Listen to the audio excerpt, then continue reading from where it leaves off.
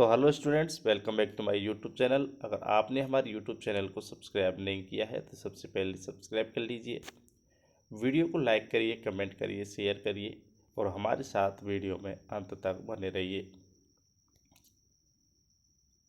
दोस्तों, आपको पता ही है कि ये हमारा ऑडियो लेक्चर है और ऑडियो लेक्चर में अगर आप कंसंट्रेशन बना करके हमारी बातों को सुनते हैं तो एक प्रकार से ये रिवीजन है, क्योंकि पूरी हिस्टोपैथोलॉजी के जो भी लेक्चर्स है उनको मैं बाकायदा वीडियो बना करके और रिटर्न बना करके आपको बता चुका हूँ, जो कि हमारे यूट्यूब चैनल पर मौजूद है।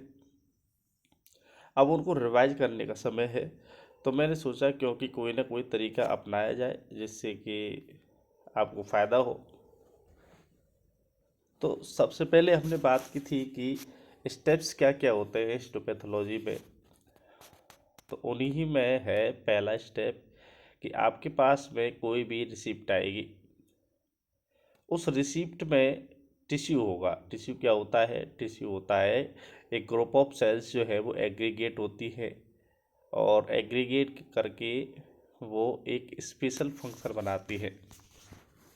बात समझ में आई कि सेम टाइप ऑफ सेल्स का जो है ग्रुप वो एक सेम टाइप का वर्क करेगा, यानी special types of group of cells work special type of work.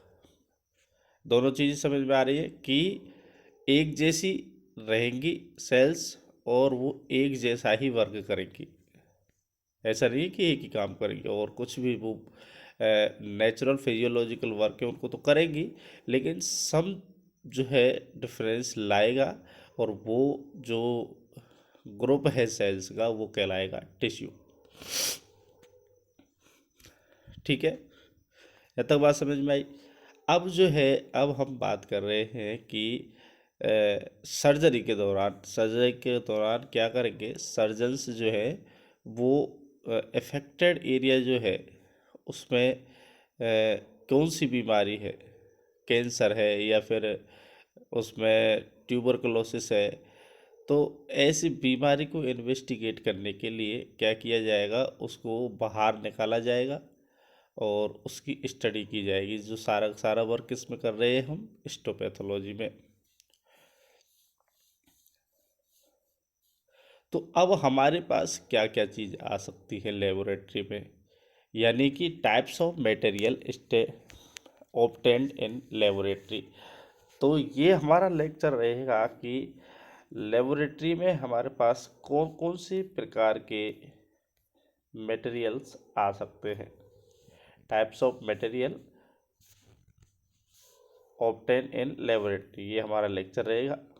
तो अगर आपने अभी तक भी हमारे चैनल को सब्सक्राइब नहीं किया है तो सबसे पहले आप हमारे यूट्यूब चैनल को सब्सक्राइब कर लीजिए, वीडियो को लाइक कर दीजिए, कमेंट करिए, शेयर करिए और हमारे साथ वीडियो में अंत तक बने रहिए। तो the human tissue comes from the surgery and the autopsy room from surgery. Two types of tissues are obtain. तो हमारे पास दो प्रकार के टिश्यू आ रहे हैं। पहला है as biopsy, a small piece of lesions और tumour which in sent for diagnosis before the removal of the lesion और द ट्यूमर इंसिजनल बायोप्सी। देखो यहाँ पर क्या किया जा रहेगा, तो यहाँ पर किया जाएगा कि एक जो इफेक्टेड एरिया है उसमें से कुछ थोड़ा सा, ठीक है, स्मॉल पीस जो है, बायोप्सी किसे कहेंगे हम, बायोप्सी के रूप में क्या आ रहा है हमारे पास, स्मॉल पीस आ रहा है, पूरा टिश्यू नहीं आ रहा है भाई साहब।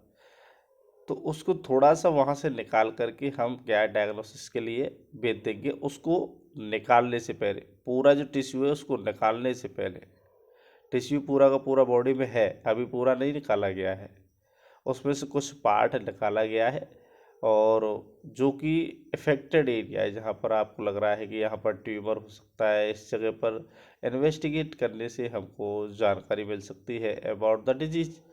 तो उस एरिया का कुछ ना कुछ स्मॉल पीस लिया जाएगा टिश्यू का, उसको निकाला जाएगा और उसका डायग्नोसिस के लिए हिस्टोपैथोलॉजी भेजा जाएगा। ठीक है, तो इसको कहते हैं हम बायोप्सी। और बायोप्सी जो है, यहाँ पर बायोप्सी जो है पूरा भी निकालेंगे उसको भी बायोप्सी कहा जाएगा, लेकिन बेसिकली इसको बायोप्सी कहते हैं। तो जब इसको हम डिवाइड करते हैं तो इसी छोटे पीस वाले को हम इंसिजनल बायोप्सी कहा जाता है। क्या कहा जाता है? Incisional biopsy, INCISIONL incisional biopsy, BIOPSY। ठीक है, पहला तो इस रूप से मिल सकता है। दूसरा, इसी का दूसरा रूप हो सकता है क्या, कि जो वो ट्यूमर था या पूरा जो अफेक्टेड एरिया जो टिश्यू का था उसको ही बाहर निकाल दिया जाएगा, फिर उसको डायग्नोस्ट किया जाएगा पैथोलॉजिस्ट के द्वारा। तो इसको कहेंगे एक्ससीजनल बायोप्सी, EXCISIONAL BIOPSY। छोटा वाला पार्ट निकालेंगे जो कि इफेक्टेड एरिया ऑफ डिजीज है, तो उसको हम कहेंगे इंसिजनल बायोप्सी। और बड़ा वाला पार्ट निकालेंगे तो उसको कहेंगे हम पूरा का पूरा, जो हम इफेक्टेड एरिया का टिश्यू है उसको निकालेंगे तो उसको कहेंगे हम एक्ससीजनल बायोप्सी।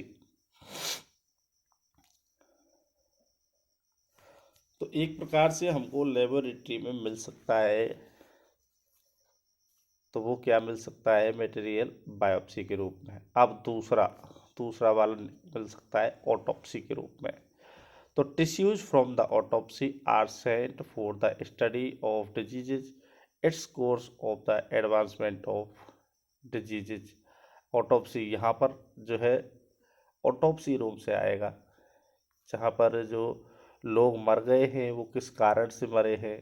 ठीक है, तो इस चीज़ का इन्वेस्टिगेट करने के लिए पोस्टमार्टम किया जाएगा और वहाँ से टिश्यू निकाल करके बाद लैब में भेजा जाएगा, उसको हम कहेंगे ऑटोप्सी।